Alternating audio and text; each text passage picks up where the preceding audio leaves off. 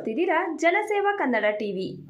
ಜಲಸಂಪನ್ಮೂಲ ಸಚಿವರು ಆಗಿರುವ ಡಿಸಿಎಂ ಡಿಕೆ ಶಿವಕುಮಾರ್ ಅವರು ಮಂಡ್ಯ ಜಿಲ್ಲೆಯ ಕೆಆರ್ಎಸ್ ಅಣೆಕಟ್ಟೆಗೆ ಸೋಮವಾರ ಭೇಟಿ ನೀಡಿ ನೀರಿನ ಸಂಗ್ರಹ, ಒಳಹರಿವು, ಹೊರಹರಿವು, ಅಣೆಕಟ್ಟೆ ಭದ್ರತೆ, ಬೃಂದಾವನ ಉದ್ಯಾನವನ ಅಭಿವೃದ್ಧಿಗೆ ಮತ್ತಿತರ ವಿಚಾರಗಳ ಬಗ್ಗೆ ಪರಿವೀಕ್ಷಣೆ ನಡೆಸಿದರು.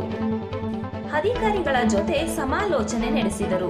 ಜಿಲ್ಲಾ ಉಸ್ತುವಾರಿ ಸಚಿವರಾದ ಚೆಲುವರಾಯಸ್ವಾಮಿರವರು, ಶಾಸಕರಾದ ನರೇಂದ್ರ ಸ್ವಾಮಿರವರು, ರಮೇಶ್ ಬಂಡಿ ಸಿದ್ದೇಗೌಡರವರು, ಕಾದಲೂರು ಉದಯರವರು, ದರ್ಶನ್ ಪುಟ್ಟಣ್ಣಯ್ಯರವರು, ಎಂಎಲ್ಸಿ ದಿನೇಶ್ ಗೂಳಿಗೌಡರವರು, ಮಾಜಿ ಶಾಸಕರಾದ ಚಂದ್ರಶೇಖರ್ ರವರು, ಮಾಜಿ ಎಂಎಲ್ಸಿ ಮರಿತಿಬ್ಬೇಗೌಡರವರು, ಜಲಸಂಪನ್ಮೂಲ ಇಲಾಖೆಯ ಅಪರ ಮುಖ್ಯ ಕಾರ್ಯದರ್ಶಿಗಳಾದ ಗೌರವ್ ಗುಪ್ತರವರು, ಜಿಲ್ಲಾಧಿಕಾರಿಗಳಾದ ಕುಮಾರ್ ರವರು, ಕಾವೇರಿ ನೀರಾವರಿ ನಿಗಮದ ವ್ಯವಸ್ಥಾಪಕರಾದ ನಿರ್ದೇಶಕರಾದ ಮಹೇಶ್ ಮತ್ತಿತರರು ಉಪಸ್ಥಿತರಿದ್ದರು.